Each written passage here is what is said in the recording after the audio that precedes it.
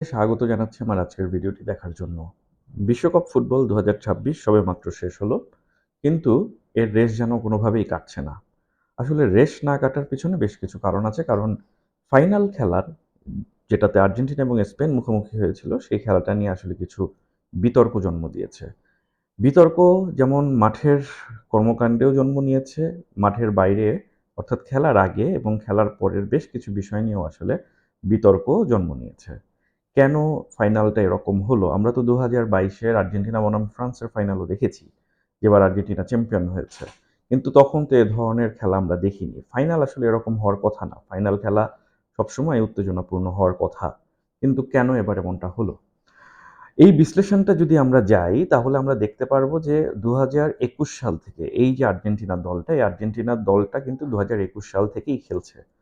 ২০২১-এ এই আর্জেন্টিনার দল ১ম কোপা আমেরিকার শিরোপা জয়ের মধ্য দিয়ে তাদের যে জয়ের যাত্রাটা শুরু করেছে, সেটা কিন্তু পরবর্তীতে ফিনালিসিমা ২০২২-এ, তারপর ২০২২-এর বিশ্বকাপ এবং তারপরে আরও যে যতগুলো টুর্নামেন্ট খেলেছে, সবগুলো টুর্নামেন্টেই কিন্তু তারা চ্যাম্পিয়ন হয়েছে। অর্থাৎ ২১ থেকে ধারাবাহিক সাফল্য এই দলটা পাচ্ছিল এই বিশ্বকাপের আগ পর্যন্ত। এই বিশ্বকাপেও তারা ফাইনাল পর্যন্ত পৌঁছে গেল। অর্থাৎ তাদেরকে যেন কোনোভাবেই আটকানো যাচ্ছে না। কোনো দলই আটকাতে পারছে না। না পারছে ফ্রান্স, না পারছে নেদারল্যান্ড, না পারছে অন্য কোনো দেশ। তো কেন এমনটা হচ্ছে? আসলে এখানে একটা হতাশার জন্ম নেয়। হতাশার জন্ম নেয় বিশেষ করে যে এই দলটা অপ্রতিরোধ্য হয়ে গেছে। এই দলটাকে 5 ইয়ার্স ধরে কেউ হারাতে পারছে না। প্রতিটা টুর্নামেন্ট, যে টুর্নামেন্টে এই দলটা খেলছে, সেই টুর্নামেন্টে এই দলটা নিয়ে যাচ্ছে। এখন তাদেরকে হারানোর তো আসলে কোনো মন্ত্র কোনো দল খুঁজে বের করতে পারছে না। প্রত্যেকটা দল তাদের ফ্রাস্ট্রেশন কাজ করছে। যে আমরা এত ভালো খেলছি, এত ভালো দল আমরা, কিন্তু আমরা আসলে আর্জেন্টিনাকে কেন হারাতে পারছি না? আসলে এই যে ফ্রাস্ট্রেশনটা, এই ফ্রাস্ট্রেশনটা খুব স্বাভাবিক। কোনো একটি দল আমরা যদি দলগত চিন্তা না করেও ব্যক্তি হিসেবেও চিন্তা করি, কোনো একজন ব্যক্তি যখন পরপর সাফল্য পেতেই থাকেন, যেখানে তাকে কেউ বিট করতে পারছে না, তখন কিন্তু আসলে তার প্রতিপক্ষরা সবাই একজোট হয়ে যায়। তখন তার প্রতিপক্ষরা একজোট হয়ে যায় যে তাকে হচ্ছে আসলে যদি আমরা তাকে আমাদের খেলার মাধ্যমে বা আমাদের যেটা প্রতিদ্বন্দ্বিতার বিষয় সেটার মাধ্যমে যদি তাকে আমরা হারাতে না পারি, তাহলে আমাদেরকে কিছু কন্ট্রোভার্সি ক্রিয়েট করতে হবে তার বিরুদ্ধে, তার ব্যাপারে কিছু কন্ট্রোভার্সি ক্রিয়েট করে তাকে আমাদের আয়ত্তে আনতে হবে। তাকে আয়ত্তে আনার জন্য আমাদেরকে সেই কন্ট্রোভার্সি গুলোকে স্প্রেড করতে হবে। আমার কাছে মনে হয়েছে যে আর্জেন্টিনা দলটা আসলে এই ধরনেরই একটি ষড়যন্ত্রের শিকার। এর বাইরে আমার কাছে আর কিছু মনে হয়নি। যার কারণে হচ্ছে সারা বিশ্বে আমরা যদি দেখি আর্জেন্টিনার এই সাফল্যে সারা বিশ্বের প্রত্যেকটা দেশ, প্রত্যেকটা দলই আসলে আর্জেন্টিনাকে নিয়ে এই বিশ্বকাপে এক ধরনের কন্ট্রোভার্সি ক্রিয়েট করার ট্রাই করেছে। যে ফিফা আর্জেন্টিনাকে ফেভার দিচ্ছে। স্পেন তো ফাইনাল খেলার আগে স্পষ্টভাবে স্পেনের ডিফেন্ডার বলাই শুরু করে দিয়েছে যে হচ্ছে আর্জেন্টিনাকে রেফারি ফেভার দিচ্ছে। অন্যান্য দেশগুলো থেকেও এ ধরনের কথা শোনা যাচ্ছে। ইউরোপিয়ান যে সাংবাদিকরা তারা এ ধরনের রিপোর্ট করছে।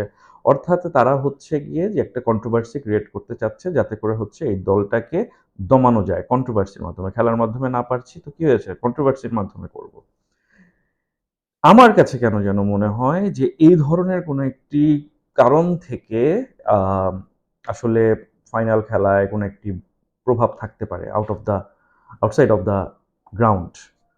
আর এর বাইরে আরেকটি বিষয় থাকতে পারে, সেটা হচ্ছে আমরা যদি ৮৬ ওয়ার্ল্ড কাপটার কথা মনে করি, ম্যারাডোনা যেবার হচ্ছে ইংল্যান্ডকে পরাজিত করে বিশ্ব চ্যাম্পিয়ন হলো। পরে ৯০-এর যে বিশ্বকাপটা, ৯০-এর বিশ্বকাপেও কিন্তু আসলে অনেক ধরনের কন্ট্রোভার্সি আছে। ৯০ বিশ্বকাপের ফাইনালেও হচ্ছে আর্জেন্টিনার ২ জন ডিফেন্ডারকে আসলে লাল কার্ড দেওয়া হয়েছে ফাইনাল খেলায়, যেটা কিন্তু আসলে হওয়ার কথা না। ফাইনাল খেলায় সাধারণত এ ধরনের লাল কার্ড রেফারিরা ইউজ কম করেন, কারণ এটা ফাইনাল খেলা। কিন্তু ৯০-তেও সেটা করা হয়েছে। ফলশ্রুতিতে ফাইনালে আর্জেন্টিনা ম্যারাডোনার আর্জেন্টিনা হেরে যায়। এবারের বিশ্বকাপে আমরা দেখলাম এনজো ফার্নান্দেজকে লাল কার্ড দেওয়া হলো। এনজো ফার্নান্দেজকে লাল কার্ড দেওয়ার আগ পর্যন্ত স্পেন যতই অ্যাটাক করুক না কেন, আসলে স্পেনের অ্যাটাকে কিন্তু আসলে শার্পনেসটা ছিল না। গোল হবার মতো কোনো অ্যাটাক ছিল না। তো আ আসলে যখন আর্জেন্টিনা ১১ জন খেলছিল, হ্যাঁ, খেলছিল পুরোটাই স্পেনই। কিন্তু গোল দেওয়ার কিন্তু আসলে কোনো সুযোগ তৈরি হচ্ছিল না। ফলাফলে কি হচ্ছে যে তাদেরকে আসলে ১০ জনের টিমে নামিয়ে আনো। যদি ১০ জনের টিমে নেমে আসে তারা, তখন তারা দুর্বল হবে, তাদের ডিফেন্সের দেয়াল কমে যাবে, দুর্বল হয়ে যাবে, তখন হচ্ছে গোলের সম্ভাবনা ক্রিয়েট হবে। ঠিক একইভাবে এনজো ফার্নান্দেসের যে লাল কার্ডটা, সেই লাল কার্ডটার পরে কিন্তু আর্জেন্টিনা 10 জনের দলে পরিণত হলো এবং তারপরেই কিন্তু আসলে গোল হলো।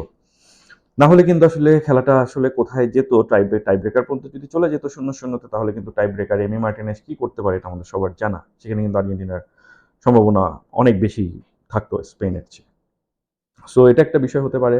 তারপর হচ্ছে ফকল্যান্ড ইস্যু। ফকল্যান্ড ইস্যুতে আর্জেন্টিনার গত ম্যাচে সেমিতে ইংল্যান্ডকে পরাজিত করার পরে আর্জেন্টিনার প্লেয়াররা আসলে ফকল্যান্ড দ্বীপের যে যুদ্ধ, সেই যুদ্ধ সংক্রান্ত হচ্ছে একটি ব্যানার তারা মাঠে শো করে, যেটা আসলে হচ্ছে এক ধরনের পলিটিক্যাল ইস্যুতে চলে যায়। সেটারও একটা আম কোনো প্রভাব থাকতে পারে বিয়ন্ড দ্য ফিল্ড ফাইনালের আগে।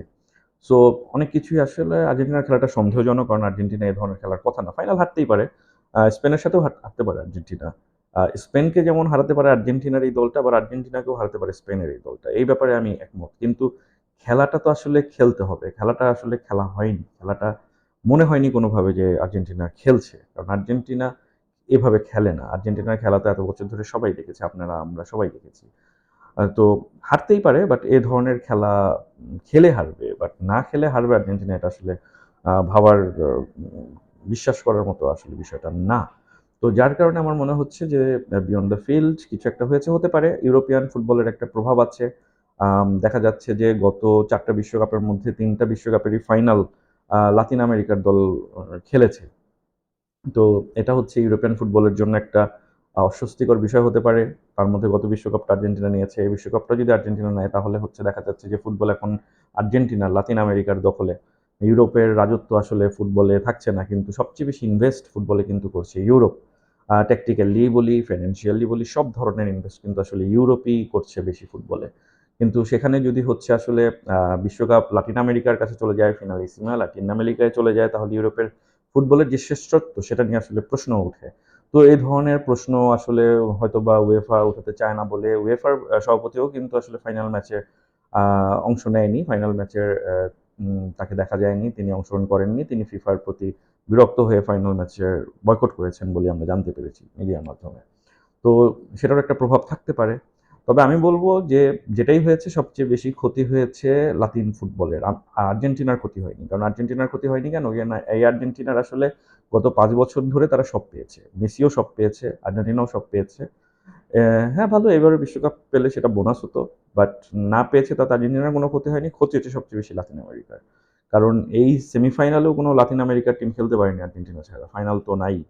তো বিষয়টা আসলে, ক্ষতিটা আসলে সবচেয়ে বেশি লাতিন আমেরিকার হয়েছে। যদিও লাতিন আমেরিকার রাইভালরি যে দলগুলো আছে আর্জেন্টিনার, তারা এবং তাদের সমর্থকরাও আর্জেন্টিনা এবং মেসির সমালোচনায় মুখর। কিন্তু ক্ষতিটা কিন্তু আসলে লাতিন আমেরিকারই হয়েছে। এটাও কিন্তু তাদেরকে মাথায় রাখা উচিত। তারা এটা বুঝছে কিনা আমি জানি না।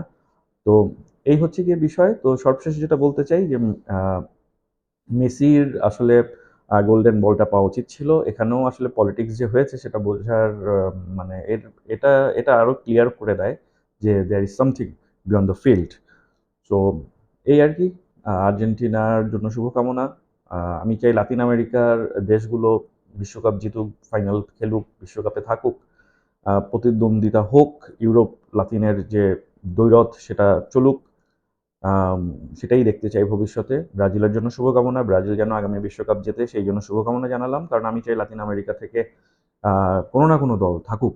তাহলে আসলে ফুটবলের সৌন্দর্যটা, কারণ লাতিনের খেলার সৌন্দর্যটা কিন্তু ইউরোপের থেকে আলাদা। তো লাতিন আমেরিকার দলগুলোর খেলার সৌন্দর্য ইউরোপের চেয়েও আমি মনে করি আমার কাছে বেশি ভালো লাগে। তো আপনাদের সবাইকে ধন্যবাদ। সবাই সুস্থ থাকুন, ভালো থাকুন।